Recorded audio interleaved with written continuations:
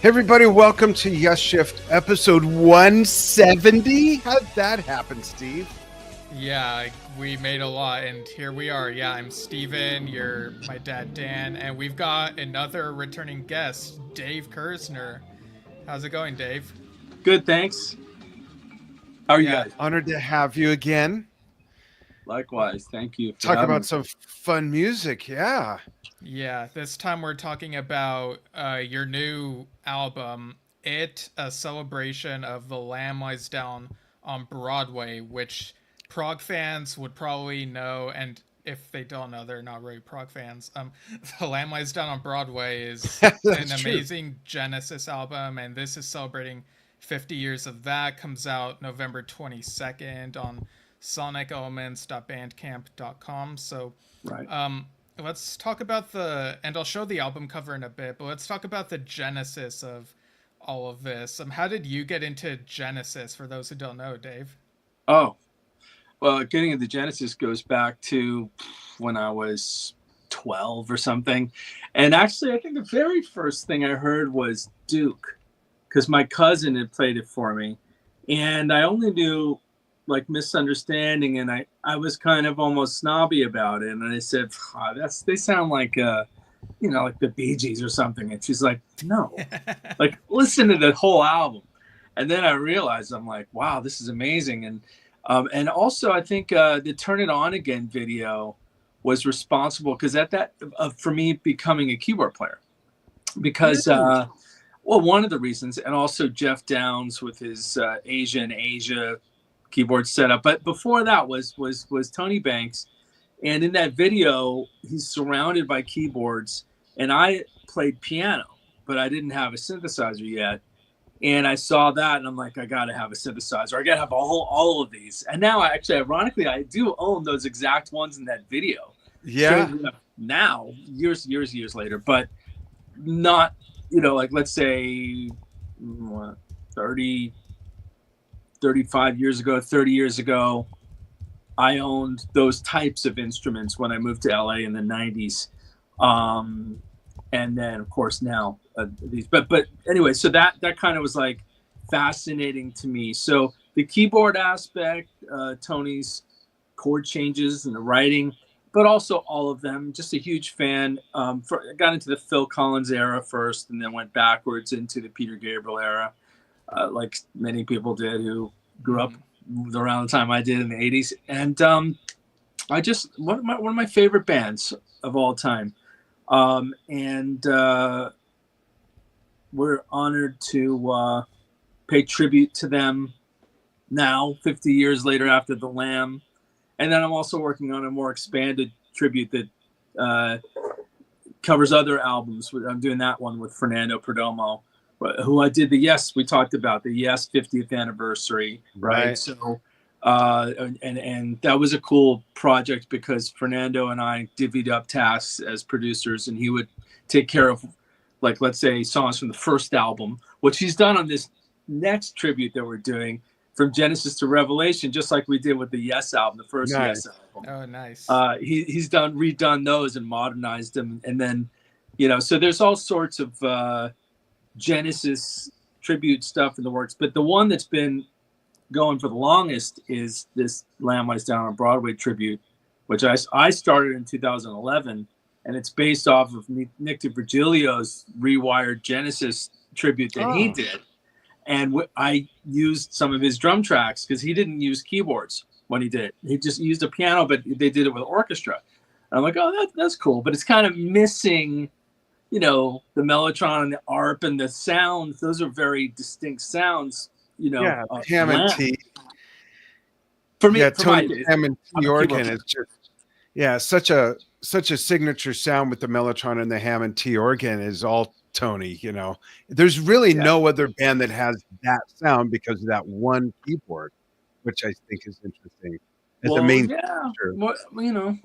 Well, he used some particular sounds that were different. Other people did use the ARP Pro Soloist, and although I don't know if anyone ever I've never seen anyone use a Hammond T. They're kind of unusual. And I had his in my possession, and I could have bought it, and I really should have, but I have an L. And it's interesting about this T102 versus the L100 series, and with which Keith Emerson used. Granted, he stabbed it with knives, but that's what he used.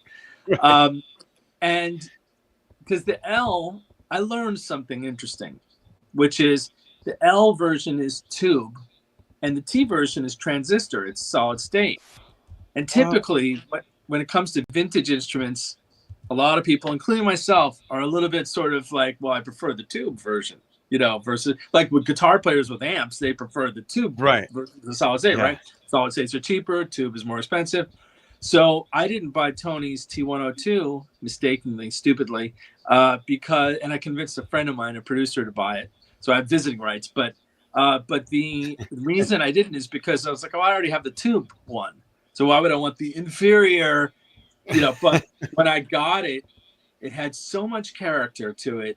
It was the only keyboard, because Tony took really good care of his keyboards, except for this one. This one was beat to hell, but it had a story. It was just like, all right, they modified it. They did everything they could in the early days of Genesis. And it's like a museum piece. And I looked at it, I'm like, what was I thinking? Begging my friend to buy it. And then I'm like, hey, do you want to just sell it to me? Whatever. He's like, no. This is the shrine. I'm like, all right, fine. But I have the rest of his Lamb keyboard setup, which is this black Mellotron, and the RMI keyboard, which was modified. And again, some of these instruments, like the RMI is a good example. Very few people played it. It wasn't actually a very good instrument, really. It's an electric piano with no velocity, and he used it in organ mode.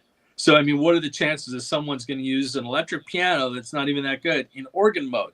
But that's why it has all these cool sounds. And you're like, where do you get that sound from? It's like, well, he used unusual things like that. So, Didn't Rick Wakeman use that on Tormato, Dave? No, he used it actually on Fragile.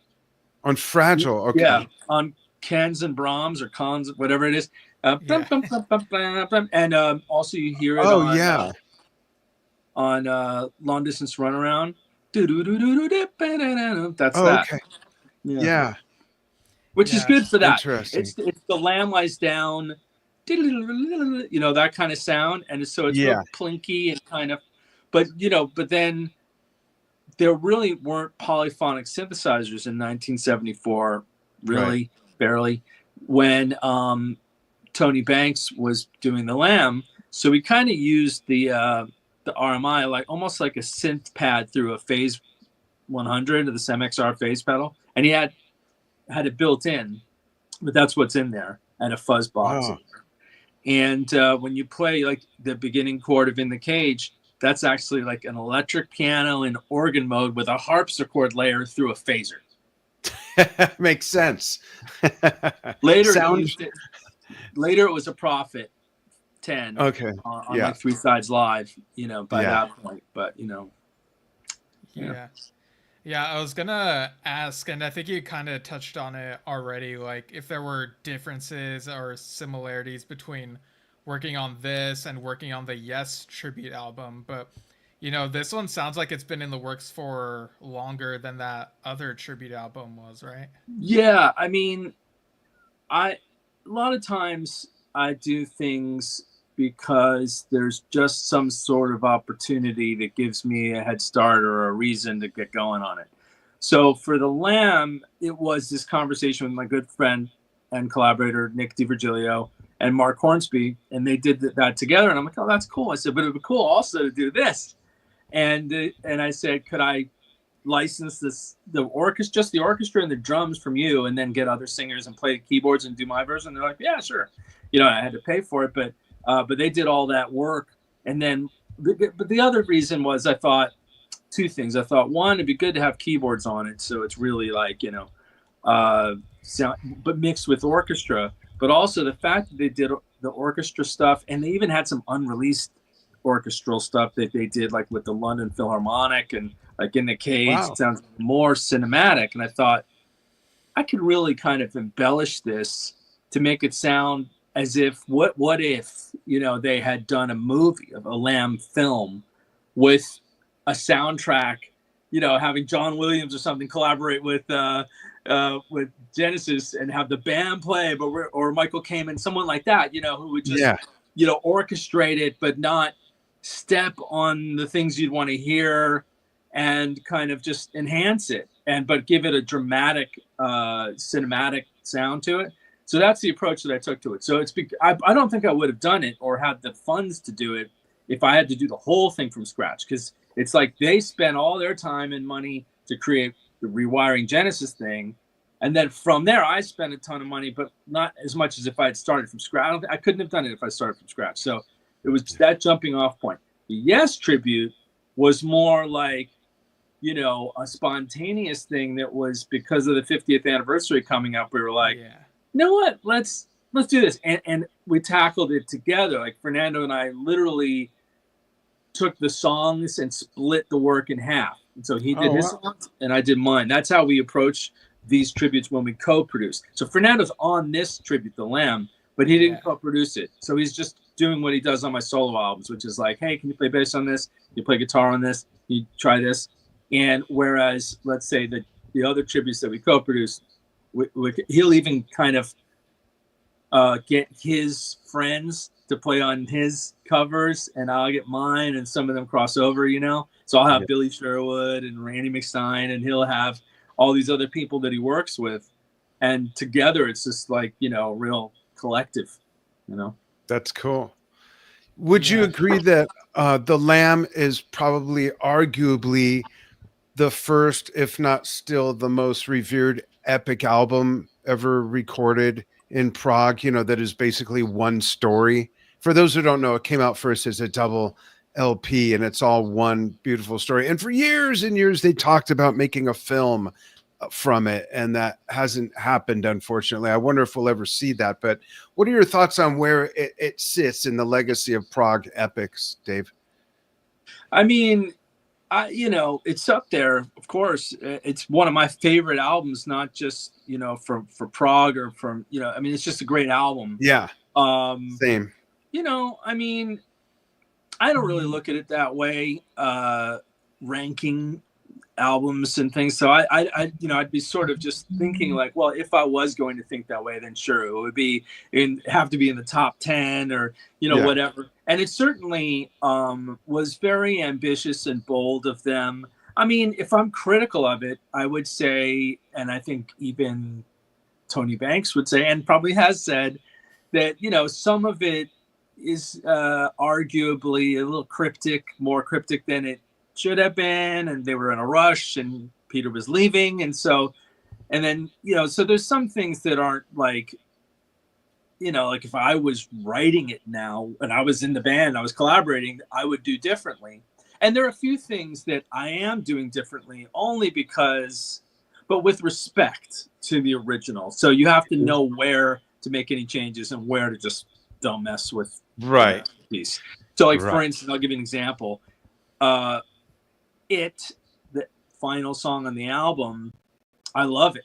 And it kind of ends a little early. Strangely enough, even though it's a long album, it kind of fades. And you're like, I wouldn't mind if they went another 2 minutes on these two chords, the Watch of the Sky chords. So we did that. And there's a few other things where we're just like our waiting room is actually very similar in some ways to what they did live when they played The Waiting Room, this instrumental cacophony jam. So they call it the Evil Jam.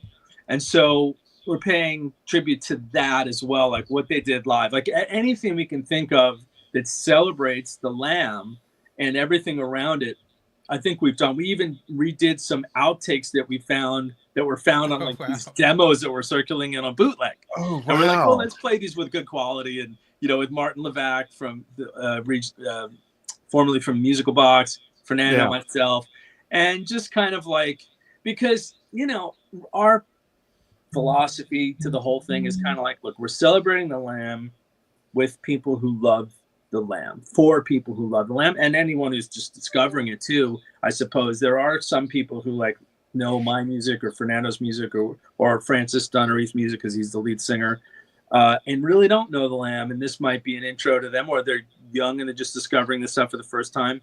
But either way, but I would say it's mostly for people who just love the Lamb and would love something new. I mean, Genesis themselves have sort of hinted that there's a box set coming, but I have a feeling that if it comes, because I mean, when is it going to come? It's already November, but it's probably just going to be like the live show, you know, the Shrine or something like that. And, you know, that's cool, remixed and whatever. But they're not going to sit there and they're not going to do what we're doing. They're not going to go to the after and go, now, here's what it would sound like if we made a film. Like, Right. They're done. They're retired. So we're doing it, you know, to just kind of have fun with it. And what I like to do as someone in the position to, let's say, be in charge of directing the whole thing and producing it, is to be like, okay, here's what I think is going up to the line before it's complete blasphemy, or here's going up to the line before it's just like push that envelope.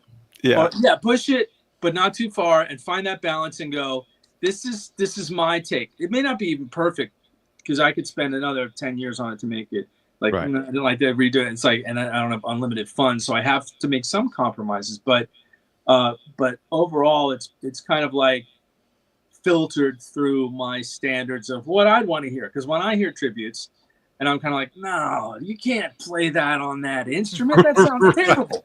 You know, like you have to, like, don't do that. Don't mess with perfection. Like, if it's, you know, like if you change the keyboard solo for In the Cage, I think if I did that, Francis Dunnery would strangle me. He'd be like, dude, like, it's Tony Banks. You don't change Mozart, right? So don't change that. You know, so there are moments where you can. So you got to know those things, and it's fun to show that you kind of have a sensibility to that, of like what would be okay to extend or change, and what would be like better to just respect to the original composition, and maybe even play it with Tony Banks' actual keyboards, you know, really give it some authenticity, so that you can almost imagine in some ways that it's related to Genesis. And there are people who played with Genesis on it and stuff, but it's just kind of like, you know, a little more the real deal, even though it's not the real deal, you know?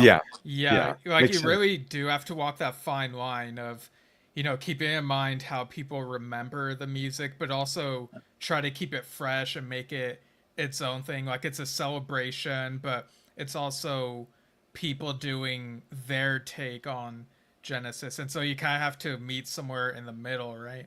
Yeah. And some people are going to be really particular about it, and they're stuck in the original.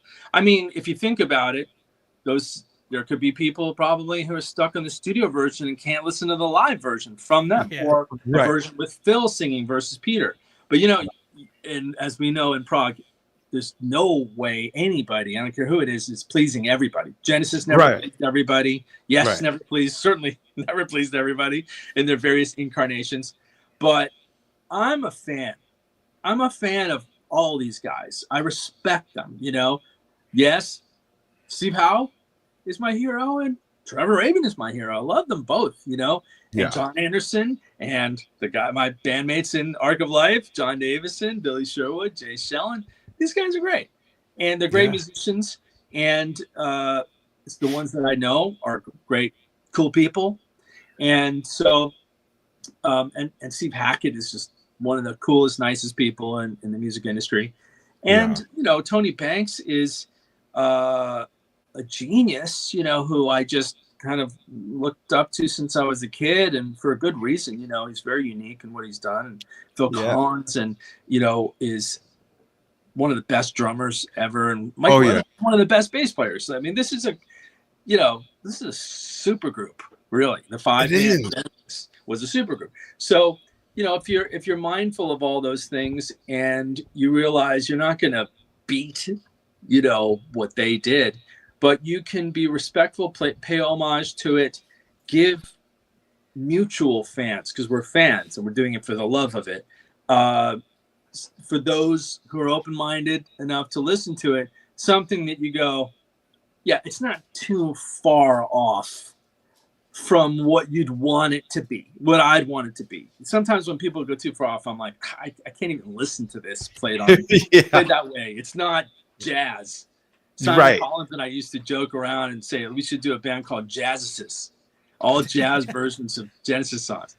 As a joke, but I'd be interested in that, actually. I would buy that. I think Daryl Sturmer did do something like that, and he played with John Lupani, but I think it was more instrumental and it was a different thing. But yeah, I mean, you have, I think in order to tackle something like these classic rock bands, these progressive rock bands, and give it a reason to exist, you first need to understand it, what was great about it and what was important to the production and the arrangements and the, you know, the composition and the sounds. Yeah. And so I have that on a deep level because I'm a sound designer and an engineer and everything. So, and I'm even friends with, you know, producers like Nick Davis and Hugh Padgham. I can literally just ask them, hey, what did you use on the microphone on the, I mean, you know, they're cool guys and they love to teach and you know, impart knowledge and so using all of those things and then knowing it's like, okay, the goal isn't to make a carbon copy, even if it'd be cool that I could, because I know all the sounds, because then it's like, well, why would we want to listen to that? It's a carbon copy. It's exactly the same. Can I comment on that? Yeah. I'm excited to hear this from you guys because of what you just said, because I am not even a fan of listening to remastered versions of things. I want to hear it the way it was recorded, with what it was recorded with the instruments they use and the technology, because that not only is, that embodies the sound for me as much as the actual music itself does. And what you just said, I believe, is absolutely correct. Like, why try to make a carbon copy? It's already been done. And, for someone like me that won't even listen to a remastered version, you know, it's like, this is like a new perspective of something that is so highly revered, and like, let's see what takes they bring to it. Like, that's why I'm excited about it. Well, to me, thank you. And to me, it's like, there's an art to it. To know, you know, if you're going to do, I mean, listen, my preference is to write songs and offer the world new music, because I think we need new music. We can't just go to see tribute bands play and listen to stuff. Yeah. Right. But if you're going to do a cover, then what are you going to do? And either you're really bold, which I am sometimes, but not always, most of the time not, and you drastically change. Like back when I played with Kevin Gilbert, we did a Led Zeppelin cover of Kashmir, and we changed it. And this is a song that's very risky to change, because when you think of Kashmir, it's signature. And we did it with like acoustic guitar and tablas. And then when the drums finally came in, it was double time. So, and it was a shorter version, but people loved it. And the radio station, KLOS, it was supposed to be on this album, Inconium, but then Kevin pissed off the A&R man because it was a whole long story anyway. So we were off the album, and we brought it to the radio station because we were doing an interview, and we told them the story, and they said, "Do you have it?" And yeah, we have it. And they played it, like it became a hit. It was a bigger hit in LA than the songs on Inconium, because they played it like every hour. And people came up to me and they said, you know, that they loved it. They Robert Plant loved it, apparently. Not, he didn't tell me, but he told the guitar player. And anyway, it got it's online, I think. Kevin Gilbert, Kashmir, if you want to hear it. It's pretty cool. I mean, it's, you know, it wasn't my idea to do that. I think I would have been, maybe I wouldn't have done that, actually, but I played on it and went along with it. But I don't know if I would be like, I'd be a little nervous. It's like, oh, dude, like, this is, you don't change something that iconic. You can. And if you do a good job, then hats off to you. I think maybe that's probably the best, but it's very risky. There's a really good chance that you're going to change it, and it's just going to be like, oh. Or sometimes it's like these songs that you hear from like the 80s, and then, you know, like Mad World or something, but done like real moody with some girl singing. It sounds like Lana Del Rey. And at first it was neat, and now I'm just kind of like, oh, enough of this. You know, the cover that turned it into some sort of, you know, we're not talking about taking something iconic and making an elevator music version of it. Yeah. I mean, if you're creative and you're like, someone like Bjork could do a cover and you'd be like, wow, this is insanely brilliant. So, you know, anyway, I admire people that change it and get away with it. But for me, I'm kind of, unless I know I can change it, I'm confident, I'm like, this would really work as a ballad, or this would, you know, I usually just kind of blend the authentic elements of it that I like with something new. So like, for instance, I did a Rush tribute. I have a full I did an EP of just moving pictures songs, but with Neil Peart on drums, actually, from the sample library that I did with him. We recorded him playing drums. But anyway, so when we did Tom Sawyer with John Wesley, who used to be play live with Porcupine Tree, and I was like, all right, well, what can I do different in this song without changing too much of it? You know, you don't want to change. So I did a keyboard solo because he's almost doing a keyboard solo. All right, yeah. You know, and just do a keyboard solo. You know, like what would you do? Like sort of like what would you do if you were in Rush? It was a 4-piece, and you were the keyboard player, and they said take a solo. You know what I mean? So it's that kind of thinking that I like. And I don't do it if I don't think of anything, I'll stick closer to the original. But I usually think something that I go, all right, you know what? This works. This would be good. Or I try it and see if it works. Like for instance, "Fly in a Windshield" was. I love that song. I love that. It's a great song. It is, and it's a case where the guitar solo from Steve Hackett is definitely one of those ones where it's not as in stone as the In the Cage solo, which is very melodic in the scales, and you really can't mess with that. So, but when you hear it, you're like, all those different things that they're doing. It's like, well, you do know it, recognize it. So it's not like it's random. But so what I did, though, is just to try things in an experimental way. I had Dan Hancock, who played with Giraffe and Kevin Gilbert and I, with Nick DiVirgilio in 1994 for Prague Fest, when we did about an hour of The Lamb at this festival. And he does the Steve Hackett parts. He did it then, and so he did a few things, it and this "Fly on the Windshield" and maybe something else. Oh yeah, the Lamb title track. And so he played it traditionally, like 90% like Steve Hackett, like he did when we played it at Prague Fest. And then I had Francis Dunnery, who is mainly just doing the rail, you know, Peter Gabriel vocal, playing rail in it and doing all the vocals, the lead vocals, and a bunch of the harmonies. He's an amazing guitar player. Amazing, like one of the best. He should be in the polls, but he just doesn't promote himself. He doesn't care. But he's actually like Alan Holsworth level. You know, like just he's incredible. It Bites. You got to check out It Bites, the first 3 albums. Anyway, cool. So, and he's played on my albums. He plays on New World, on the title track, and Redemption, and just smokes. He just goes nuts. Anyway, so I said, why don't you give it a shot, do a solo. So he did his own solo, which again is one of those things like raise the eyebrow, like, oh, okay, you're going to do that, are you? Careful what you ask for, right? If you're Francis Dunnery and you own it and you have the confidence and you're that good, you can do it. And believe me, if someone did it, I've had other guitar players do stuff and I'm like, no, you can't, we're not going to get away with this. It's just, I'm sorry. But this one, I could do either or, the traditional, or I decided, I'm like, you know what? I could do some fancy editing and extend the song and start off with the traditional. And you're like, oh, okay, it sounds just like the original. And then it goes off into this other solo. You'll go, whoa, I've never heard this before. What's going on? And it's like, Francis Dunnery's in the room. That's what's going on. And it's exactly what we would do, honestly. I got Francis together because he's my friend, and I introduced him to Steve Hackett. And so I brought Steve to Francis's charity event in 2012, which went really well. And I got actually a little bit of a production credit, a production assistant credit on Genesis Revisited. Because I love that album. Nice. Yeah.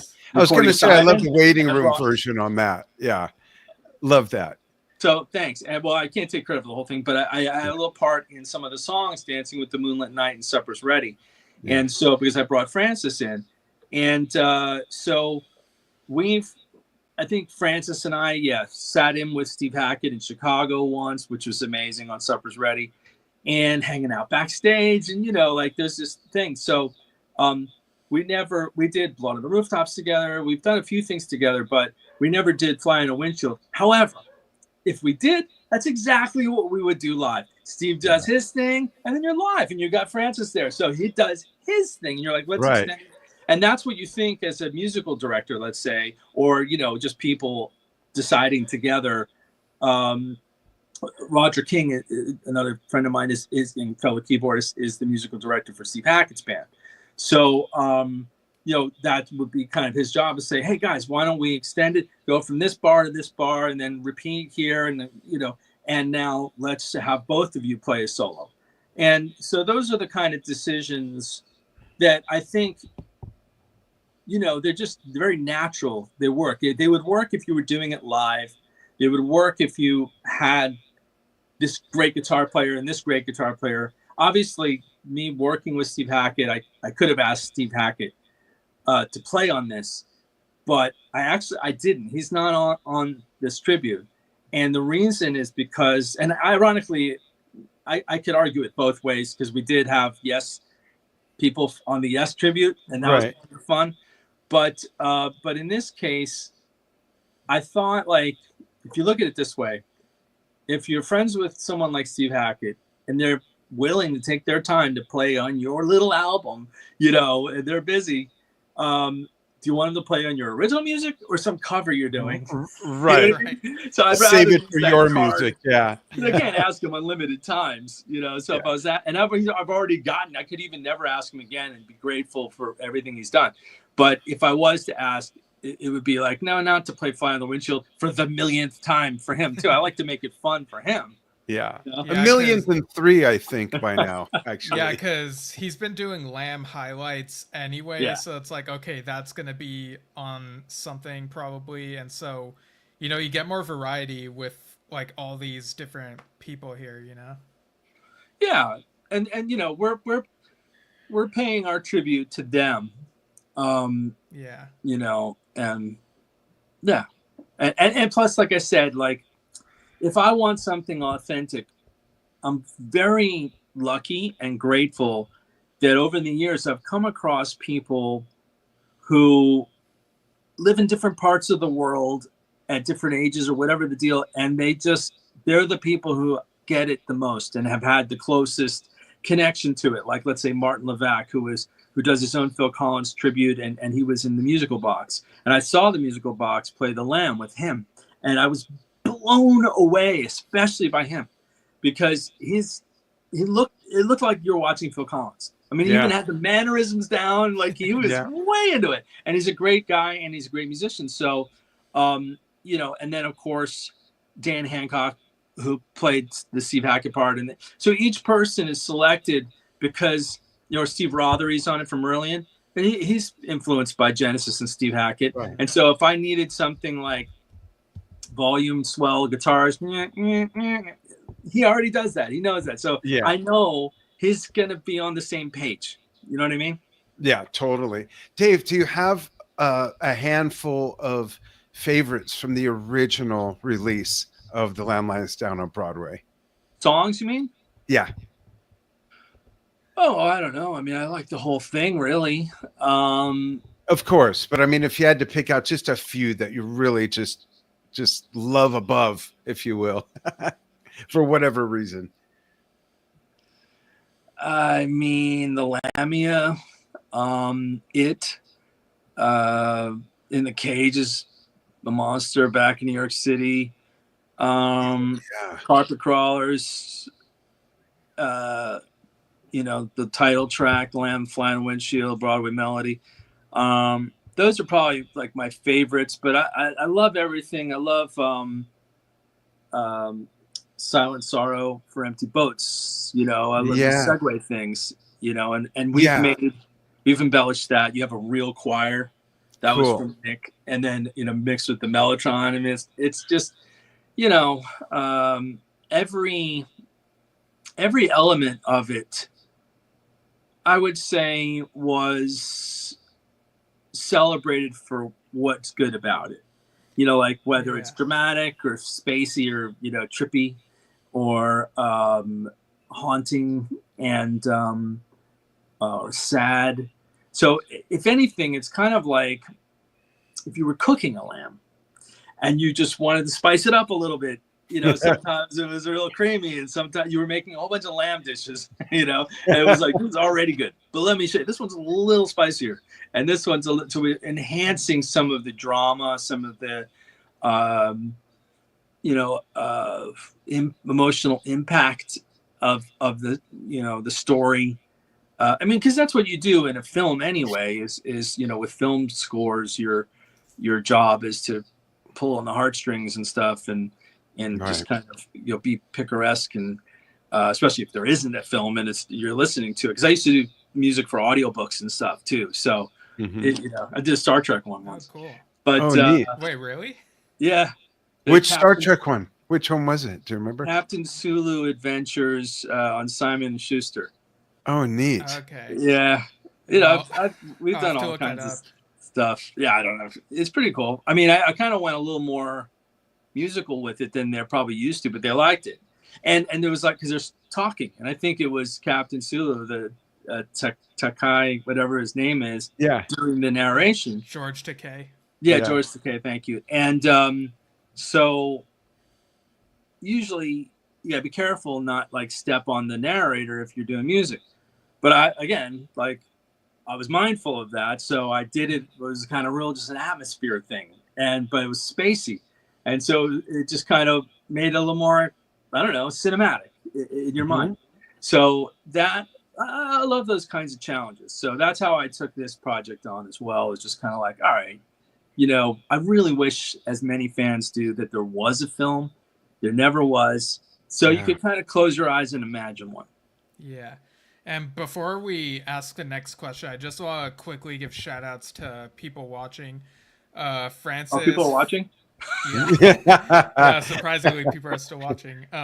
Francis Foy, the Yes Chef, says extra rare lamb. So, okay, I guess this person is a chef. And also said congrats on the new release. Brian Cahoon says, hello, gentlemen. Good stuff. Bello Lugrisi says hi, Dave. Rob says hi. Hello. He also said cheers, Steven. Good to see you at the John Zoom. There's a John Anderson Zoom thing earlier. And he also says amen to Dan. That was when Dad was talking about how he prefers how things are on original. No remasters. Right, yeah, it was during that whole thing. And also says that the Kevin Gilbert, a Cashmere version is awesome. And Nicholas Ria Sanchez says greetings to you and everyone who is online at this moment. So yeah, thanks for tuning in, everyone. Glad you're enjoying the convo.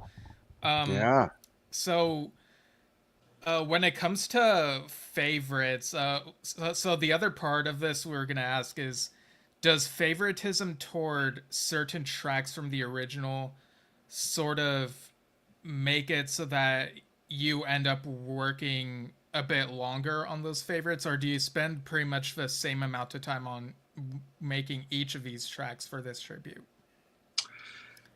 Definitely nothing to do with any kind of favoritism. I wouldn't really think. I mean, maybe, but not consciously. No, it's usually doing due diligence, doing what you have to do to make it great. In some reason than others. Slipperman was a bitch. One of my favorites. I mean, I don't even know how I played it when we did the Lamb, but it's gets tiring going diddle diddle diddle diddle diddle. I'm like and then I'm kind of weird. Either I'm playing the real instruments, so I have, but I'm also kind of weird. Not weird, it's respectable, but I like to get it in one take.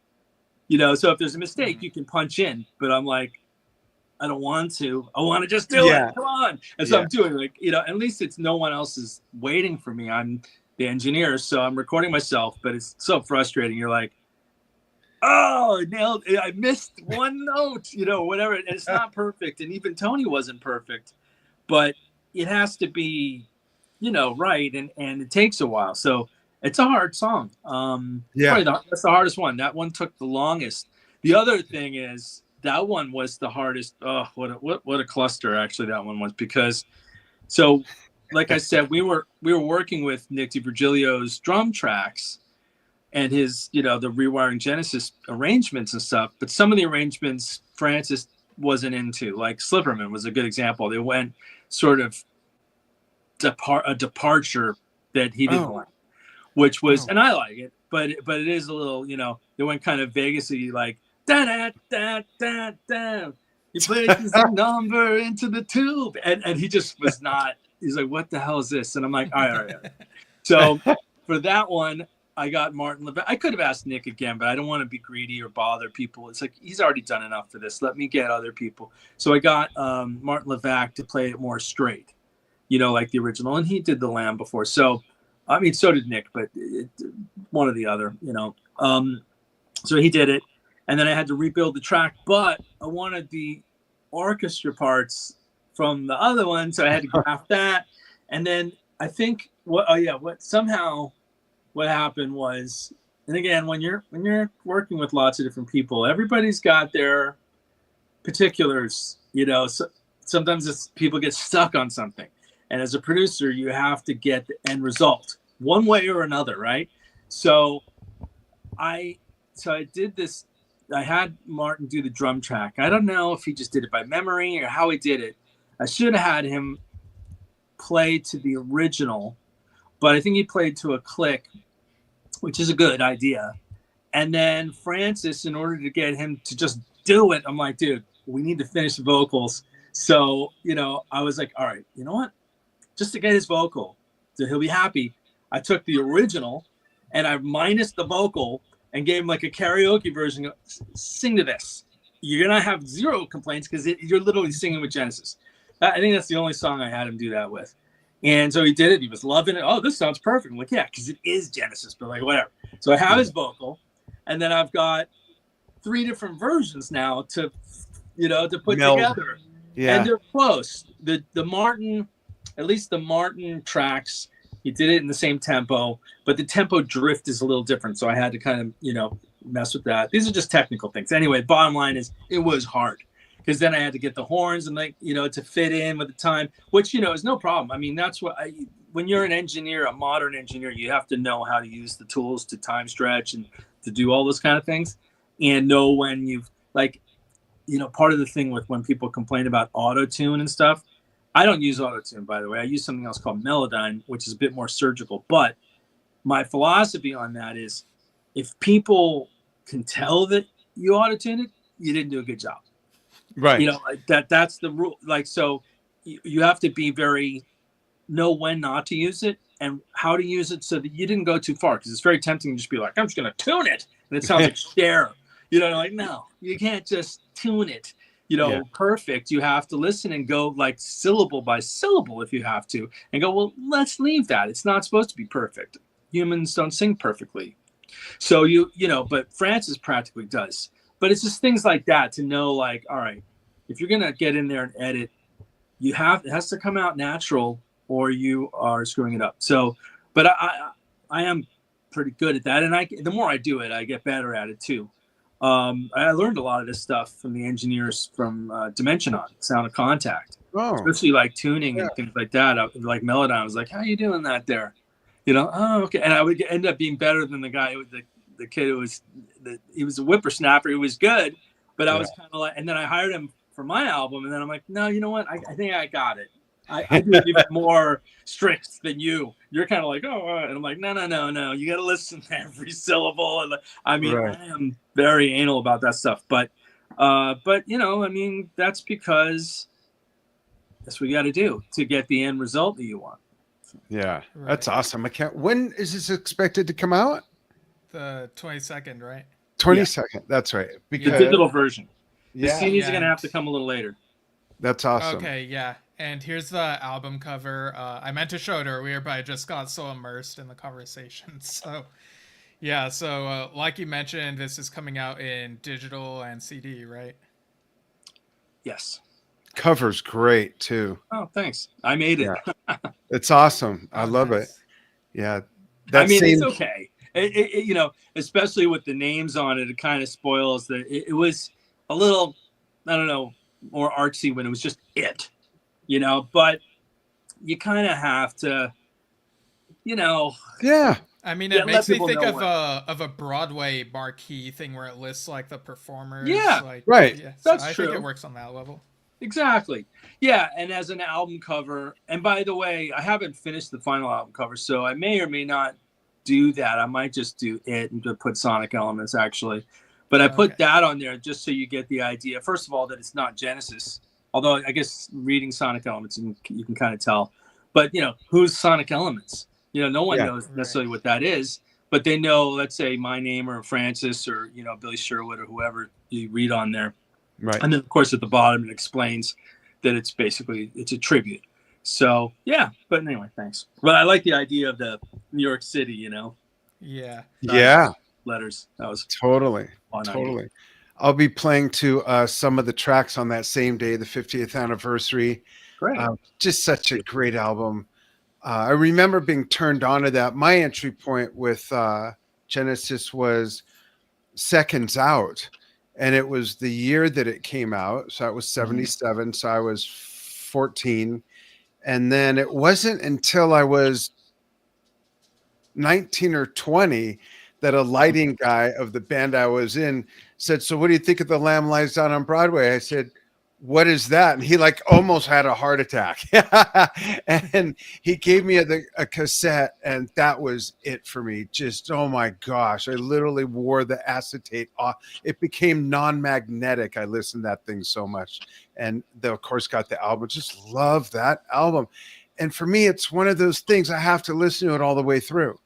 I have to just go through the experience. I just love that album. It's such a work of art. And again, listening to it, the original release, the way it was recorded, the way it was mastered, embodies what it is more than anything anyone could do with that original recording. You could sweeten it, you could remix it, you could but I don't want that. I want what they did, and released it as. I don't mind myself, by the way. I love the originals for what they are. And depending on what was, let's say, if it had any shortcomings or something, like, for instance, ironically, Seconds Out, Henschel mixed that. I think the original was a little thin, to be honest. Like when you hear Squonk versus Trick of the Tail, Trick of the Tail has more balls.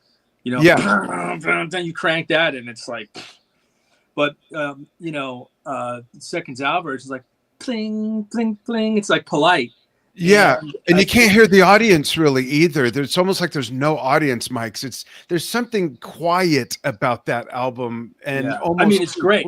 The performances, Supper's Ready, is unbelievable. Absolutely. Yeah. But the mix, I don't mind it. I'm used to it.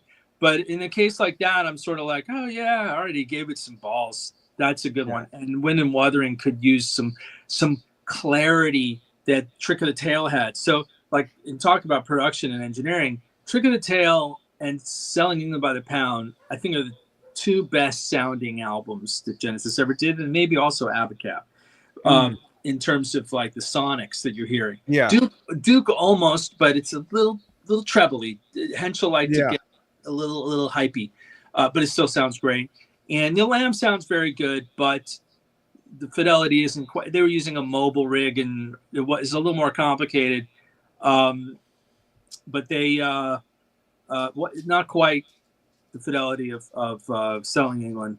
I think that was a peak. Yeah. Anyway, so like Selling England is kind of like, dude, like, it's still in your face. You're not gonna improve this in any way. Yeah. But some of the other ones, there's like little things, but to me, it doesn't replace the original. It's just kind of like, but that said, I'm friends with Nick Davis, and he did the remixing and stuff. So I'm sort of like, supportive of whatever. But I'll listen to it because if that's what I have handy, or if I need to stream it from Apple Music or something, whatever it is, I'm like, all right, I'm not going to not listen to it. But I prefer the originals. And if I wanted to hear something new, it'd be the 5.1 mixes, not the stereo. The stereo's I've heard that, but I do want to be immersed in it. So I do like that. That's cool. That's a good point. Yeah, very cool. Well, we're excited to get this. I'm getting it the day it comes out. Folks, you got to get this. And Dave, where can people get it? Steve mentioned it earlier, Steven. But it's sonicelements.bandcamp.com, right? That's right. And if you can't remember that, you could go to davekerzner.com and click on anything, and it'll take you to the Bandcamp page. Bandcamp, for those of you who don't know, I think you all do know, the Foys, Francis and Steven, and all some of the people, Bandcamp. But if anybody's listening, they don't know. It's a great place to buy music, to support a lot of independent music artists. There's a lot of advantages. The quality of the downloads are higher. You can buy CDs or vinyl if it's offered in vinyl. There, merch and T-shirts and all that kind of stuff.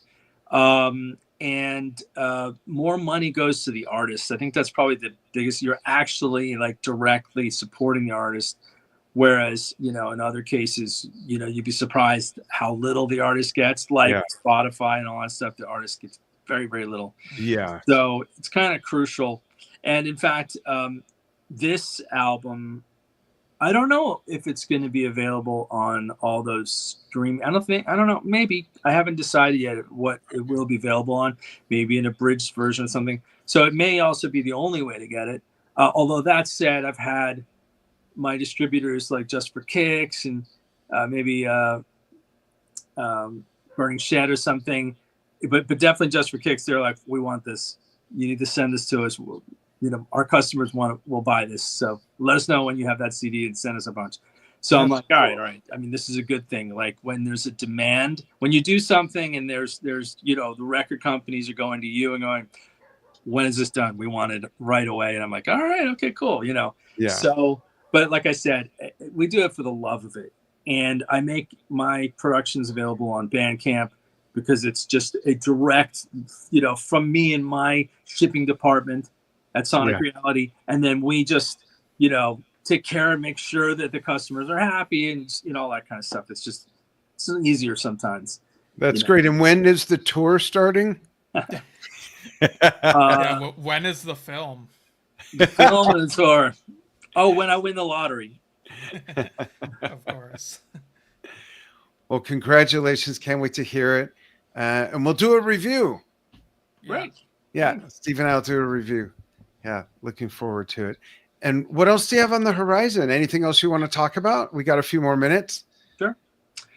I'm always writing new music and working on, original recordings and things. So I have put it on the back burner at the moment. Just I got to finish this Lamb. Let's get down to the wire here. But there's a Heartland Mines Volume 2, which is a sequel to my previous most recent solo album.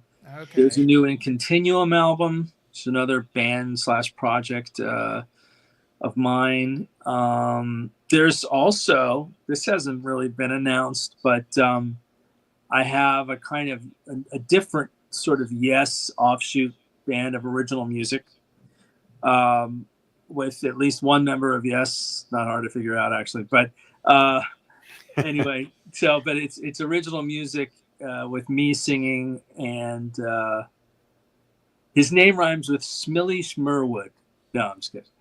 So it's me, Billy, and Fernando. I could just tell you. Yeah. Okay. And which is kind of cool because Fernando's kind of got that 6 Degrees from Yes thing going on as well. You got to sit in with them at the Alan White tribute and play, which is great to see. Yeah. And he's a huge Steve Howe fan, but that said, this project doesn't necessarily. It sounds probably less like Yes than Arc of Life, but it's more retro than Arc of Life, like more 70s ish. Nice. Yeah. So because are you gonna wear a cape? No, not that 70s, not that part.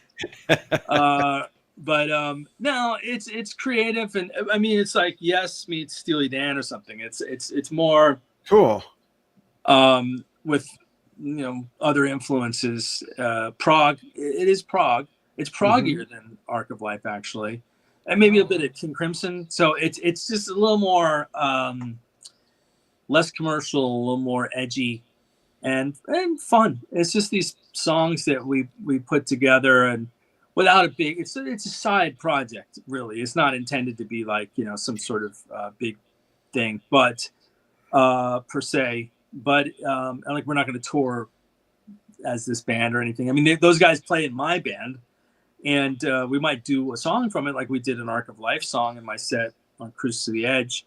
Mm-hmm. And if we had this out by Cruise to the Edge, we potentially could do a song from it, this album on Cruise to the Edge. But anyway. I do music because I love it. And I make albums because I have the material and I go, this would be a good album. Let's finish this and flesh it out or whatever. So I had this material with Billy, and I had this. I'm sort of ringleading that one, whereas Arc of Life is led by Billy, and he's the one who had these songs with John Davison that they wrote on the Yes tour that at the time Yes didn't want to do. So he's like, all right, do you mind? I'm just going to do this side band. And they came to me and said, you want to play keyboards in it? So this is the other way around, or sort of the other way, where I'm like, hey, I did these songs that were sort of with Billy. I did these songs with Fernando that were kind of Yes-ish, because we were going to do a band with John Davison at one point. And I think he co-wrote one of the songs. So it's like, I've got this material. What if, guys, we just put them together like Union, a mini baby Union of, less famous people, and just, just kind of make, but it's not a hodgepodge. Again, it's kind of like, what would I have done? What would you have done if you were the producer of Union and they'd listen to you? That's very important. Not just like, so if everyone was like, all right, Dave, what do you suggest we do? I'm like, all right, so you got to get these to work better together, and then not so it doesn't sound so disjointed. And that's your job as a producer. So that's my fantasy job, would be producing Yes or something, or producing a Union, with John Anderson. And they go, well, Dave, what would you do to make this work? We've got these songs, we get these songs. We've got the songs from John's latest record and the songs from Mirror of the Sky. How would you make them? I'm like, give that to me. I will help glue this thing together. That would be fun. That's cool. So that's what this is in its own way. It's kind of like, these can work together and they cross-pollinate. And it may not be, it's a little more of an artsy project or whatever, as opposed to if we had just started from scratch and like made like a band album. It's kind of like, it is by nature a little bit of a hodgepodge, but the way that those two guys tend to work, where they can play every instrument, it sort of has its own consistency. Even though it's not a live band jam, it sounds like a blend of Billy Sherwood and Fernando with me sprinkling pretty keyboards and gluing it together. So it works in that sense. Not as cool as a band jamming though, but still cool and kind of fun. And I think fans of them and fans, but I also think let's say you're a Billy Sherwood fan and you like him, but you may or may not like one aspect of something, like the way it's engineered or the way these choices are made, but you like my albums, but maybe you like his voice, you like this element and that element, it's like you prefer whatever. And it's like, okay, well, what if you had the best of us? Like my sensibility on the engineering mixed with his musicianship and ability to play all these instruments. And then me going, no, don't play that, but play this. And like, you know what I mean? Like in all those, same thing with Fernando. Like you can listen to his albums and go, okay, but when maybe he needs to be tamed, maybe he needs to be like, okay, just play this and not like make a whole instrumental long thing, whatever, which he would do on his own. And that's totally fine. Yeah. But you have to have a captain of the ship with a particular taste and angle to it. So that's what it is. It's like the two of them going nuts, doing lots and lots of things they do, but edited and filtered through me. You know what I mean? So to me, I'm like, this is what I like from Billy, and this is what I like from Fernando. And if Billy did a guitar solo, and I go, it kind of sounds thin. And then Fernando comes in, he'll redo the guitar solo, and they'll, I'll pick the best between the two of them. Like you can make an album with just the two of them. They make their own albums with just the one of them. So, it's kind of fun. That's great. Can't wait to hear that too. That's awesome. Cool. Dave, thanks so much for taking time to spend with us to talk about this great adventure of yours coming out on the 50th anniversary of The Lamb Lies Down on Broadway. Lucky 13 years in the making for you, right? Is that what it is? Started in 20. Yeah, and I'm sure it'll end up being worth every bit of it. Can't wait to hear it. We'll get it, and then Stephen and I will schedule an episode where we'll do a review of it. Very exciting stuff. Thank you, everybody, for joining Stephen, Dave, and myself here on Yesshift, simulcast on Drum Talk TV. And we'll see you all again soon. Thanks, Dave. Awesome. Thank you, guys. Absolutely.